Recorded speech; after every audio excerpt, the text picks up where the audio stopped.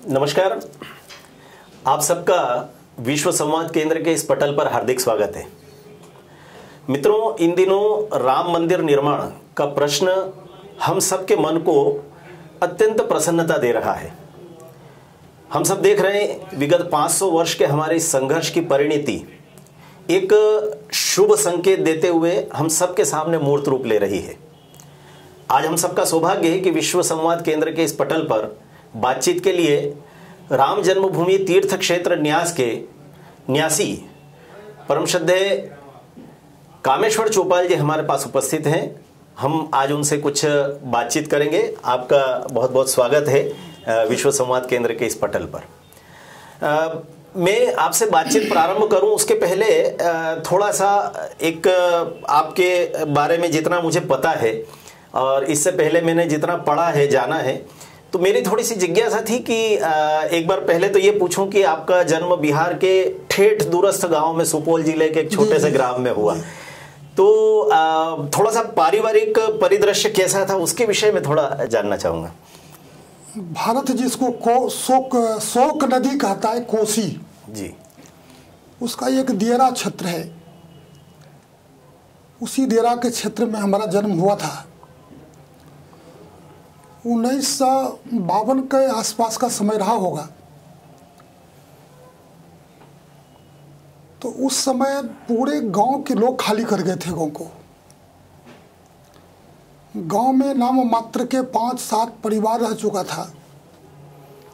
सारे लोग अपने अपने शरणगाह को चले गए थे, जहां जिनको स्थान मिला था उधर। तो मेरा जो बचपन है वो वास्तव में उस वीरान स्थान पर हुआ था, जहां किसी प्रकार की कोई सुविधा नहीं थी। बहुत कष्ट में हमारे पिताजी और माँ ने सारे झंझा बातों को झेलते हुए हम लोगों का लालन पालन किया। परंतु बचपन में मुझे ऐसा लगता है कि मेरे माँ और पिताजी को यह जो धैर्य मिला था वो उनके वैष्णव होने के कारण से। और वास्तव में हम लोग जहाँ जन्म लिए हैं वो पूरा का पूरा क्षेत्र सीता की भूमि के नाम से जाना जाता है। जी जी, व्यापक रूप से उसको मिथिला कहता है, मिथिला क्षेत्र। तो उस मिथिला क्षेत्र में एक प्रोवर्ब्स है, जब लोग कष्ट में होते हैं, पीड़ा में होते हैं, तो लोग कहते हैं जय जानकी रक्षा करहु प्राण की। तो सब कुछ समर्पण राम को, सब कुछ समर्पण सीता को। तो हमको लगता है कि बचपन में ही राम सीता के ही आश्रय में हमारा परिवार भी पला और हम लोग भी पले। बाद में पढ़ने के लिए गांव में कोई विद्यालय नहीं था। 10 किलोमीटर के रेंज में कहीं कोई संसाधन नहीं, और उस वीरान क्षेत्र में केवल जंगल था। उस जंगल के बीच से मार्ग भी नहीं था जो लोग निकल सके बाहर अकेला। तो मुझको पढ़ने के लिए मेरे पिताजी ने घर से लगभग 12 किलोमीटर दूर एक प्राथमिक विद्यालय में भेजा था। वही मेरी पढ़ाई लिखाई हुई। उसके बाद हम अपने जिला की तरफ जा नहीं सकते, क्योंकि बहुत प्रचंड कोसी की नदी बहती थी।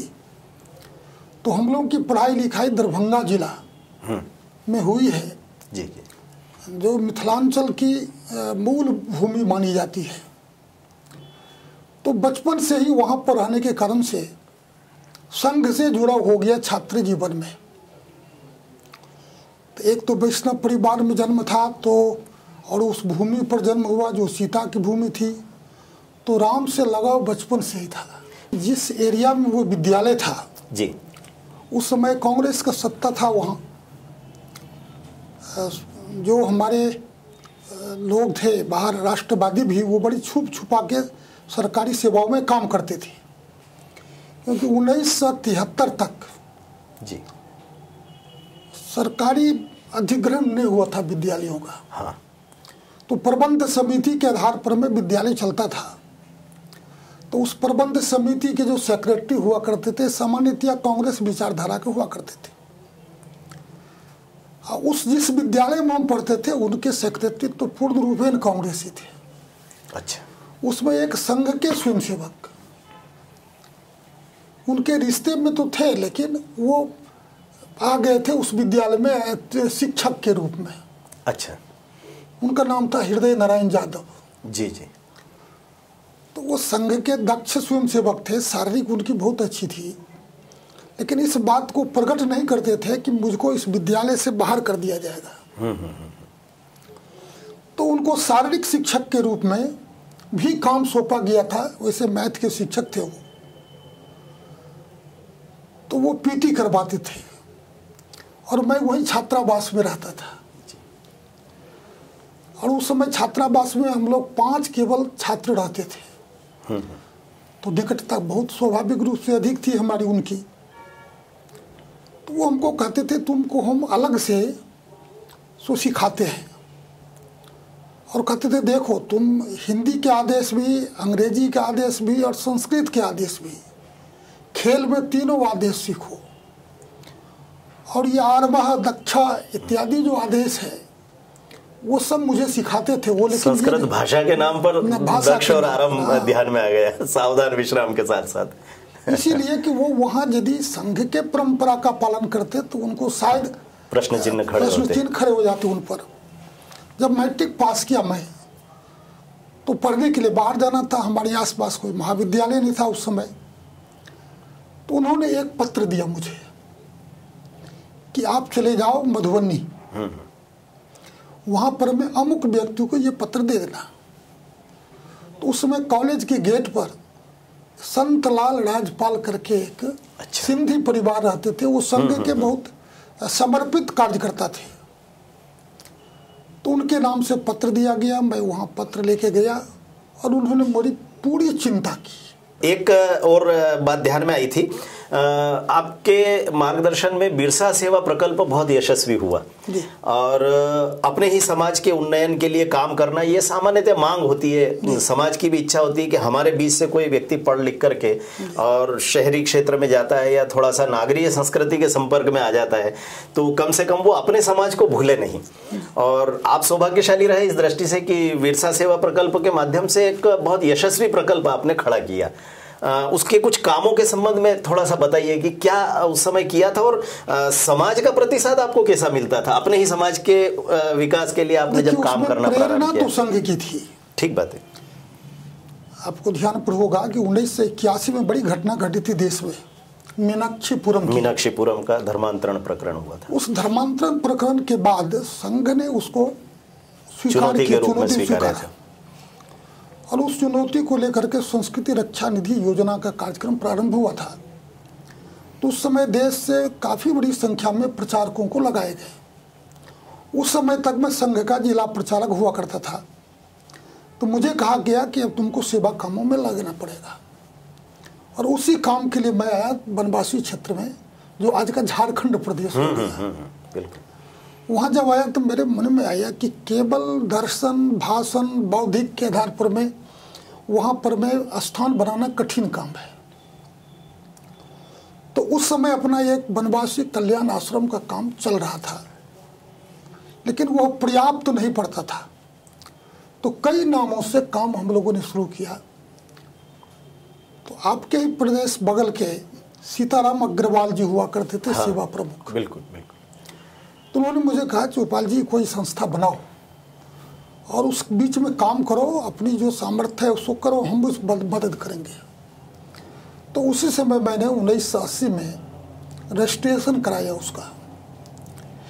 और उसके पीछे भी एक कारण था, क्योंकि बिहार में जो उस समय झारखंड था, आज तो स्वतंत्र स्टेट हो गया, तो वहाँ एक एक्ट है जिसके तहत आप वनवासी भूमि ले नहीं सकते। हाँ, छत्तीसगढ़ में भी रहा करता था, झारखंड में भी इस तरह के कानून रहे। तब मेरी वहाँ स्थिति ऐसी थी कि मैं वो काम करा करूँगा, फिर विद्यालय के लिए भूमि चाहिए, मंदिर बनाएंगे संस्कार केंद्र, उसके लिए भूमि चाहिए।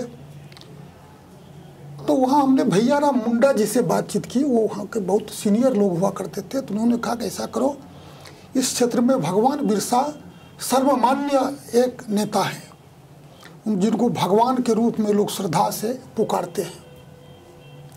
तो बिरसा मुंडा के नाम से यहाँ संस्था बनाओ और तुमको सरकारी भी प्रिविलेज जो लेना चाहोगे मिल जाएगा। तो वहाँ हमने संस्था का गठन किया और फिर छोटे छोटे पहले विद्यालय काम प्रारंभ किया छोटे बच्चों का। अब तो बड़ा स्वरूप हो गया उस पूरे काम का। अब तो उसका बड़ा स्वरूप हो गया है। अभी पटना में जो हमारा मैंने कुछ प्रकल्पों के दर्शन भी किए हैं सौभाग्य से वहां जाकर के, इसलिए देखा है। बहुत अद्भुत काम है। रांची में पिछले दिनों गया था प्रवास पर, तो अब बड़ा काम चल रहा है। और मुझे प्रसन्नता इस बात से है कि अब उस प्रकल्प को विश्व हिंदू परिषद ने स्वीकारा और उसको भव्यता और दिव्यता देने की दिशा में काम चल रहा है। बहुत अच्छा। 9 नवंबर 1989, मुझे लगता है कि ये तिथि सुनते ही आपके मन में भी एक रोमांच सा होता होगा। मुझे अच्छे से याद है, मेरी अवस्था तो बहुत कम थी और राम जन्मभूमि आंदोलन सीधे हृदय के निकट एक विषय हम लोगों को लगा करता था। और जब लगा कि इतनी सारी रामशिलाएं पूरे देश भर से जा रही है और भूमि पूजन होगा भव्य रामलला के मंदिर का, और उसकी पहली ईंट कौन रखेंगे, तो एक बाल सुलभ जिज्ञासा हुआ करती थी हम लोगों को। मैं बड़ा सहज बच्चे के रूप में ही आपसे कह रहा हूँ ये बात। तो हम लोगों को बड़े बड़े नाम दिखा करते थे और ऐसा लगता था कि संघ के सरसंघ चालक जी शायद पहली ईंट रखेंगे, या कभी कभी थोड़ा बुद्धि भ्रम रहता था तो राजनीतिक क्षेत्र के बड़े बड़े नाम ध्यान आते थे कि शायद अटल जी रखेंगे, आडवाणी जी रखेंगे, क्योंकि उस पूरे आंदोलन से सब लोगों का जुड़ाव था। मुरली मनोहर जोशी जी का, कई संत हमारे साथ थे उस समय, तो सत्यमित्रानंद जी का नाम भी आता था, ये सारा। और अचानक एक क्षण आता है और पूरे भारतवर्ष को पता लगता है कि जो व्यक्ति पहली ईंट रखेंगे वे कामेश्वर जी चौपाल होंगे। उस क्षण ये निर्णय कैसे हुआ और आपने उस क्षण को कैसे जिया, क्या अनुभव किया? अचानक क्या हुआ था कि आपको कैसे पता लगा कि ये सब करना है और इसका महत्व कैसा है समाज जीवन में, ये आपको कैसा लगा उस समय सोच करके? मैं समझता हूँ उसमें निश्चित रूप से प्रभु की कृपा है जी। संगठन मंत्री था उस समय में प्रदेश का, हम लोग को निर्देश मिला था कि प्रांत को नहीं छोड़ना। ठीक बात है। सारी शिलाएं भेजो अयोध्या, व्यवस्था करो, खुद प्रांत में जमे रहो, ताकि कोई ऐसी विपरीत परिस्थिति निर्माण हुई तो फिर उसकी व्यवस्था की जाएगी। उस समय मेरा मुख्यालय गया में हुआ करता था। मैं शिलाएं वहां से भेज दिया। शिला निकल के 200 किलोमीटर आगे गई होगी तो मुझको लगता है कि मुझे फोन आया कि दंगा हो गया। अच्छा। और ये सूचना हमारे सभी वरिष्ठ लोगों को मिली। अब हम सब लोग जुटे क्या होना चाहिए, तो उस समय आईजी ने कहा कि आप लोग शीघ्र यहाँ पहुँचिए। हम लोग वहाँ पहुँचे, प्रशासन के लोग भी पहुँचे। प्रशासन ने भी और हमारे जो प्रमुख नेता थे उस समय, उन सबों ने कहा कि चौपाल जी किसी एक समझदार व्यक्ति को रथ के साथ जाना चाहिए, केवल नौजवान गया तो वहां तक पहुंच नहीं पाएगा। रास्ते में कई प्रकार की बाधाएं उपस्थित होगी, विपरीत परिस्थितियां थी पूरी। तो उसमें हम राम जन्मभूमि के उस कार्यक्रम में शिला लेके गए। मैं इसलिए कहता हूं कि वास्तव में ये ईश्वर इच्छा से सब हो रहा था। यह निर्णय होना जो था, निर्णय तो साल भर पहले हो चुका था। अच्छा। साल भर पहले हम लोग नवंबर में शिलान्यास कार्यक्रम किए हैं और फरवरी में कुंभ का कार्यक्रम था, संत समागम जिसमें हुआ था बड़ा। तो उस संत समागम में संतों ने ये निर्णय लिया था कि समाज के कोई अंत्यज परिवार के व्यक्ति ही राम जन्मभूमि मंदिर का शिलान्यास करेगा।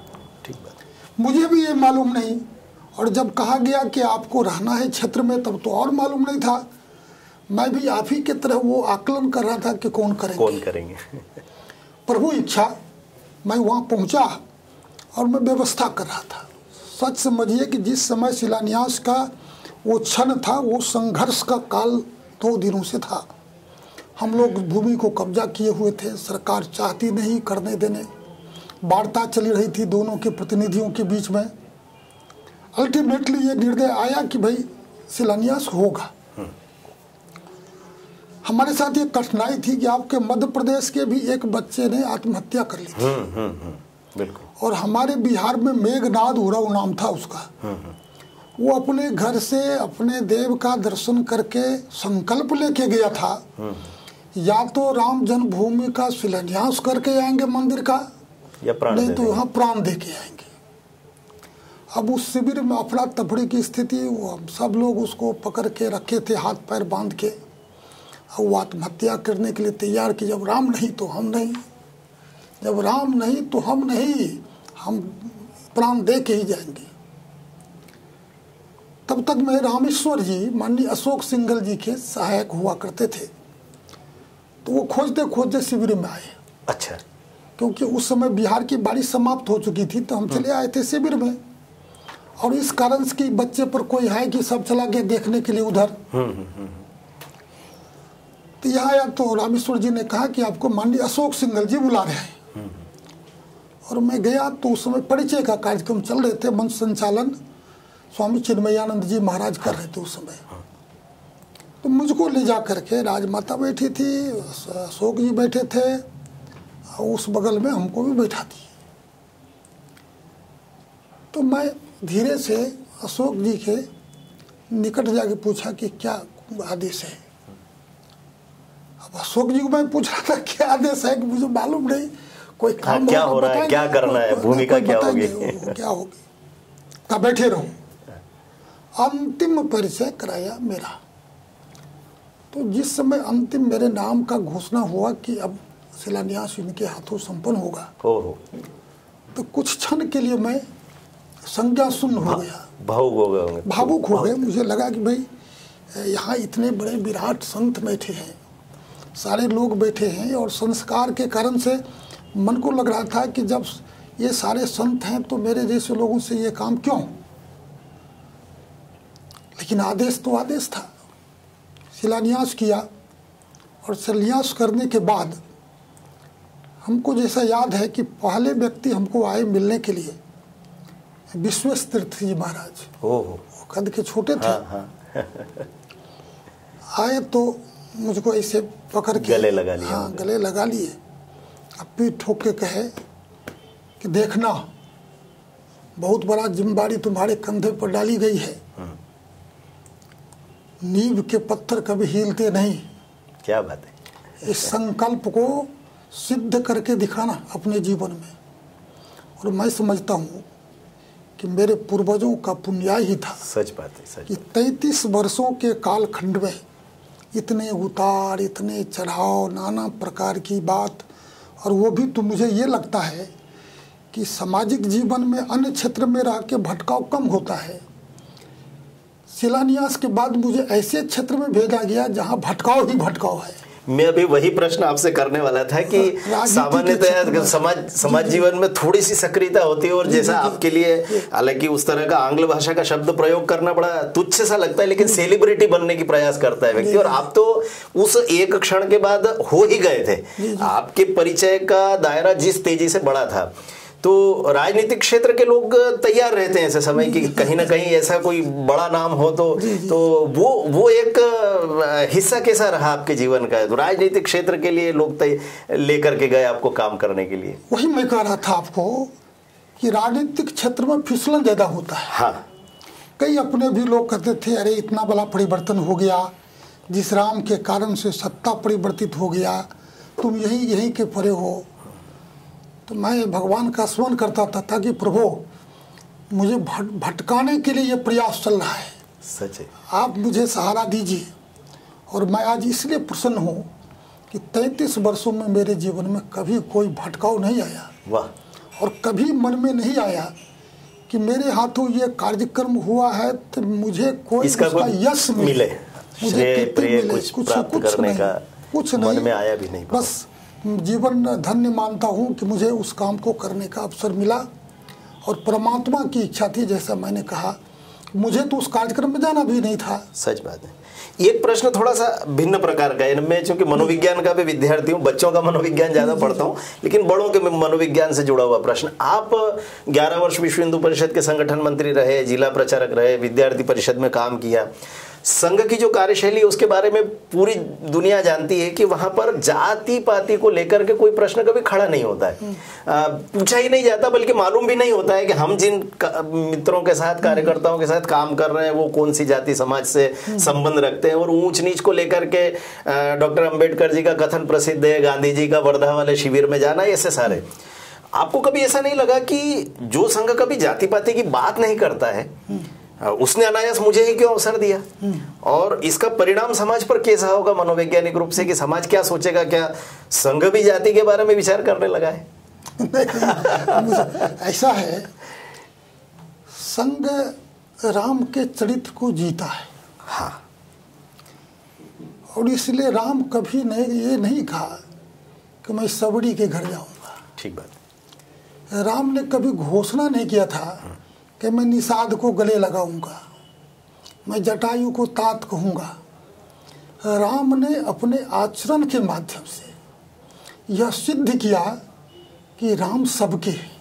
ठीक बात। राम केवट के भी हैं, राम निषाद के भी हैं, राम जटायु के भी हैं, राम नल नील और सबरी के भी हैं। तो राम सबके हैं, वैसे ही संघ सबके हैं। क्या बात है। संघ अपने बात को अपने आचरण के माध्यम से व्यक्त करता है। इसलिए संघ को जी के ही संघ को समझ सकता है लोग। संघ को देख के और पढ़ के समझना बड़ा कठिन है। मुझे याद आ रहा है उस समय के एक अंग्रेजी समाचार पत्र ने संपादकीय लिखा था और अंग्रेजी में उसका शीर्षक था संघ का जातिवाद। मुझे लगता है कि वो जो एक गंभीर प्रश्न खड़ा करने का कुप्रयास उस समाचार पत्र ने किया था, उसका उत्तर आपने दिया कि वास्तव में आचरण में ढाल करके ये राम जी का संदेश था और संघ वही कर रहा है जो राम जी करने का कहते थे। यानी उसको एक प्रकार से आचरण में ढालने वाली बात थी। इतने लंबे समय के बाद 89 की उस पहली नींव की ईंट को रखना और उसके बाद अब जब सारी ईश्वर की कृपा से अनुकूलताएं हुई, भारत के जन सामान्य को अब लगने लगा कि हमारा स्वप्न साकार हो रहा है और राम जन्मभूमि तीर्थ क्षेत्र का न्यास का जब गठन हुआ तो फिर से मुझे लगता है कि 89 की पुनरावृत्ति हो रही थी। इस समय लोगों को बड़े बड़े नाम ध्यान आ रहे थे और इस समय तो नेतृत्व करता हूं कि इतनी बड़ी श्रृंखला है, इतनी बड़ी सूचियां हैं, लोगों को लग रहा था कि ये हो सकते हैं, ये हो सकते हैं, ये हो सकते हैं। और वहां एक बार फिर हम आपको पाते हैं उस न्यास में, एक प्रमुख सदस्य के नाते उस टोली के आप प्रकट होते हैं। उस समय कैसा लगा होगा कि फिर दोबारा 89 की पुनरावृत्ति हो रही है? न्यास के लिए जब सूचना मिली होगी आपको। देखिए, मैं उस समय दिल्ली में था जी, मुझे कुछ पता नहीं था और मैंने कहीं चर्चा भी नहीं की थी। मैं पुनः आपको इसी बात को दोहराऊंगा, वही है वही जो राम रचि रखा। राम ने शायद यही कल्पना करके किया होगा कि इस सेवक की सेवकाई स्वीकार करो। क्या बात है। और इसलिए मुझे ये सेवकाई का काम फिर से मिला। बहुत अच्छा है। और मैं उसी में धन्य हूँ कि राम की सेवकाई मुझे मिला है। राम मंदिर का निर्माण, राष्ट्र मंदिर का निर्माण है, ऐसा आप सबसे हम लगातार सुनते आ रहे हैं। भावुकता के क्षण हैं, बहुत जल्दी साकार रूप से राम मंदिर हम सबके सामने होगा और मुझे लगता है कि ये संपूर्ण राष्ट्र के स्वाभिमान के जागरण के क्षण होंगे। इस समय आप समाज के लिए कोई संदेश देना चाहते हैं क्या कि क्या क्या करना चाहिए समाज को इस समय, उसकी प्रतिक्रिया कैसी होगी? क्योंकि कई लोग अभी पिछले दिनों के कुछ घटनाक्रम ध्यान में आए थे कि जब निर्णायक क्षण आए तब भी पूरे समाज को आप जैसे वरिष्ठों ने कहा कि नहीं, हमको अपनी प्रसन्नता भी प्रकट नहीं करना, लोग बिल्कुल चुप्पी साधे बैठे रहे। उस निर्णय का पूरे समाज ने स्वागत किया। अभी थोड़ा सा प्रसन्नता प्रकट हुई थी कि कुछ विघ्न संतोषियों ने तरह तरह के बाधाएं डालना प्रारंभ की। ऐसे समय में क्या लगता है कि हम आपसे कुछ संदेश पाना चाहते हैं कि क्या कहना चाहेंगे समाज को? देखिए, राम का चरित्र ही समाज को जो इस अवस्था से बाहर निकाल सकता है। जी, हम इस बात को जानते हैं कि राम एक ऐसे राजा के पुत्र थे जिनका यश कृति चतुर्दिक फैला हुआ था। जी, लेकिन राम को सत्ता का कहीं से भी अहंकार नहीं था। सच है। राम को जिस समय राजगद्दी देने की घोषणा हुई तब भी कोई प्रसन्नता नहीं और बन जाने का आदेश हुआ तब भी कोई चेहरा पर अंतर नहीं, दुख नहीं उसका। तो सुखे दुखे समय भावे जो कहते हैं, जी जी जी, ये राम का चरित्र रहा है। और राम ने ही उस काल को, राम के काल को यदि हम एक बार गौर से देखेंगे तब हमको समझ में आएगा राम के मंदिर का महत्व। ठीक बात। राम के काल में जिस प्रकार की आज देश टूट रहा है अंदर से, वही परिस्थिति थी। रावण जैसे उदंड उग्र प्रचंड राजा का भारत के चप्पे चप्पे पर पकड़ हो गया था। देव गंधर्व किन्नर नाग सब पराभूत हो चुके थे। देवाधिदेव शंकर को भी उठा के लेके चलने के लिए तैयार थे जी। यहाँ तक कि सारे नवग्रह हाथ बांधे उनके दरबार में खड़े रहते थे। हमारे इस मध्य प्रदेश के अंदर पंचवटी, जहाँ माँ सीता का अपहरण हुआ था, शूर्पणखा जैसे राक्षसियों का शक्तियाँ उसके हमारे बिहार के अंदर बक्सर में तारका के नेतृत्व में 48,000 उद्भट राक्षस की सेना का अड्डा था वो। उस परिस्थिति में राम आए थे और राम ने इस बात को समझा था कि हम राज से राज को नहीं लड़ा सकते, बिल्कुल ठीक बात, प्रजा को ही जगा सकते हैं। इसलिए राम जब प्रस्थान किए तो साथ में किसी को साथ नहीं ले गए, न किसी राजा को ले गए।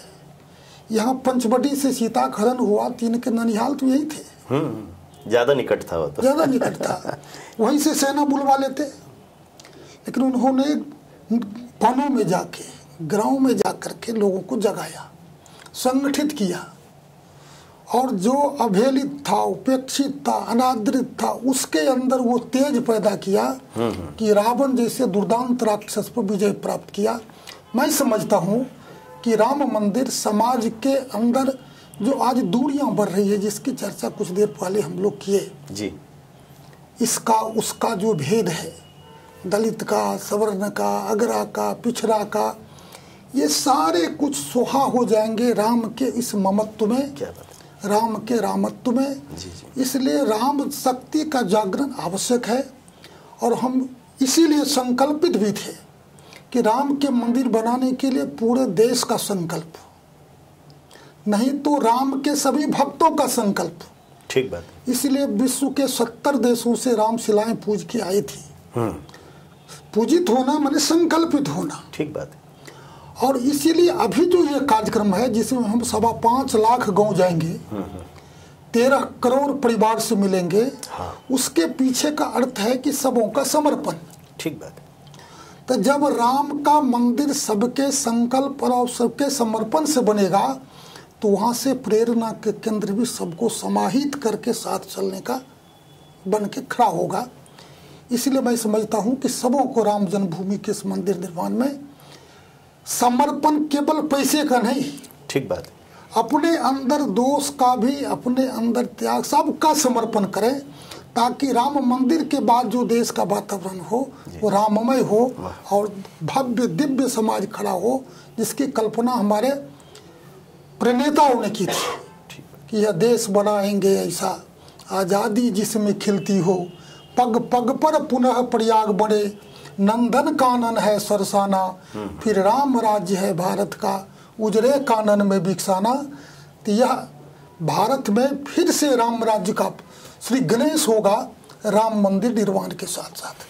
दोनों बातें आपने बहुत अच्छी कही, और मुझे लगता है कि जो राम के दर्शन का जो सूत्र आपने दिया, संभवतः वही संघ का भी सूत्र है कि राजा लड़ाने की बजाय समाज का संगठन करना, सामान्य जन समाज को एकत्र करना, उनको एक सूत्र में बांध करके संगठित करके खड़ा करना। और मुझे लगता है कि संघ ये पहले भी करता रहा है। मुझे याद आता है कि एकनाथ जी रानाडे जिस समय विवेकानंद केंद्र शिला स्मारक के लिए 1-1 रुपए के कूपन लेकर के संपूर्ण देश में निकले थे और पूरा समाज एकत्र हुआ था, ठीक वही स्थिति आज पूरे समाज की हम देख रहे हैं। और हर व्यक्ति चाह रहा है कि प्रश्न 1 रुपया 10 रुपए का नहीं है, हम अपना गिलहरी जैसा सहयोग और भूमिका सुनिश्चित करें इस पूरे अभियान में। ये अभी 2-3 दिन के आपके कार्यक्रम में देख रहा था, बहुत एकदम व्यस्त दिनचर्या आपकी दिखाई दे रही है। 2 कार्यक्रमों ने मुझे थोड़ा चौंकाया। इंदौर में आप आए तो यहाँ पर अखिल ब्राह्मण समाज की ओर से एक महर्षि परशुराम जी की प्रतिमा यहाँ पर लगाई हुई है, और सामान्यतः मैं देखता हूँ कि ब्राह्मण समाज एकत्र होता है, और मतलब ऐसा हम लोगों को ध्यान में नहीं आता कि जाति को लेकर के, लेकिन सामान्यतः उन्हीं लोगों का जमावड़ा होता है। ब्राह्मणों के जो नेतृत्व करता है वो पहुंचते हैं, वहां पर माल्यार्पण करते हैं। आपके कार्यक्रम में परशुराम जी की प्रतिमा पर माल्यार्पण का काम था, और उसी प्रकार से आप, चूंकि महू हमारे यहाँ पर जिसको तथाकथित रूप से क्या क्या नाम देते हैं, लेकिन वंचित समाज के लिए एक बड़ा तीर्थ क्षेत्र है और श्रद्धेय पूज्य डॉक्टर बाबा साहब अम्बेडकर का जन्म स्थान है, तो आप उस स्मारक पर भी जाने वाले हैं। तो ये क्या संतुलन साधने के लिए कर रहे हैं या सहज रूप से ये सारा उस दिनचर्या का हिस्सा साधने के लिए नहीं? हमारी दृष्टि में ही आज से नहीं, अनादिकाल से जी सब में ब्रह्म तत्व देखने की परंपरा रही है। ठीक बात है। और हम तो संघ के स्वयंसेवक के नाते प्रत्येक दिन प्रातः स्मरण करते हैं, तो उसमें सबों का स्मरण करते हैं। ठीक बात है। और जब हम कोई कार्यक्रम करते हैं तो हमारा एक मंत्र है, एकात्मता मंत्र, हाँ, जिसमें हम सबों का स्मरण करते कहते हैं कि आप किसी भी रूप में किसको पूजते हैं, तो एकम सद विप्राह बहुधा वदंती, सत्य एक ही है। ठीक बात है। तो हम बाबा साहब में भी वही राम देखते हैं, वाह, परशुराम में भी वही राम देखते हैं, परुष में भी राम है और अंबेडकर में भी राम है। ठीक बात है। क्योंकि उनका नाम पहले हाँ, राम ही था, राम ही था से। हाँ, बिल्कुल। बाद में लोगों ने बदल दिया। हाँ। तो भीमराव थे वो, और उसके पहले राम लगा था। तो सब में राम, हम में राम, तुम में राम, खरे खम्भ में राम, भक्त तो सब में राम ही राम देखता है। मैं तो राम सेवक हूँ, इसलिए मैं परशुराम में भी राम देखता हूँ, उसमें भी राम देखता हूँ। वास्तव में ऐसा लगता है कि समाज में इस राम भाव की व्याप्ति के लिए ही आप सबका जीवन इन सारे संघर्षों में लगा रहा, और अब ऐसा लग रहा है कि समाज इन सारे जाति बंधनों और संघर्षों से परे हट करके केवल और केवल विवेकानंद जी ने जैसा आह्वान किया था कि आने वाले 50 वर्ष तक सारे देवी देवताओं को भूल करके केवल राष्ट्र देवता की आराधना करें। मुझे लगता है कि अब वैसा समय आ रहा है। राम मंदिर का निर्माण, राष्ट्र मंदिर का निर्माण जैसे मुहावरे जब समाज में चलते हैं तो लगता है कि वाकई अब वो समय सब साकार होते हम सब लोग देख रहे हैं। आपके व्यक्तिगत जीवन से जुड़ी हुई कई बातें आज बड़ी सहजता से हुई, और राम मंदिर आंदोलन की पूरी प्रक्रिया से चूंकि आप गुजरे हैं और उसका एक महत्वपूर्ण भाग रहे हैं, तो इन सारी बातों को जानकर के बहुत प्रसन्नता हुई। विश्व संवाद केंद्र के माध्यम से हम सब लोग बातचीत कर रहे थे राम जन्मभूमि तीर्थ क्षेत्र के प्रमुख न्यासी श्रद्धेय कामेश्वर जी चौपाल से, और उनके पूरे संघर्ष को हम सब ने देखा है। और मैं सोचता हूं कि संभवतः इस पीढ़ी के इन लोगों को देख करके ही मन में एक ऊर्जा का स्फुरण सा होता है। लगता है कि वाकई अपना संपूर्ण जीवन लगा देने के बाद आज जब मूर्त रूप से यह सब होते हुए हम सब अपनी आंखों से देखेंगे, जिस संघर्ष का हिस्सा हमारी पीढ़ी के लोग तो नहीं रहे, लेकिन इस पीढ़ी के संघर्ष को हम लोगों ने सहज रूप से पुरखों के पुण्यों की तरह पा लिया।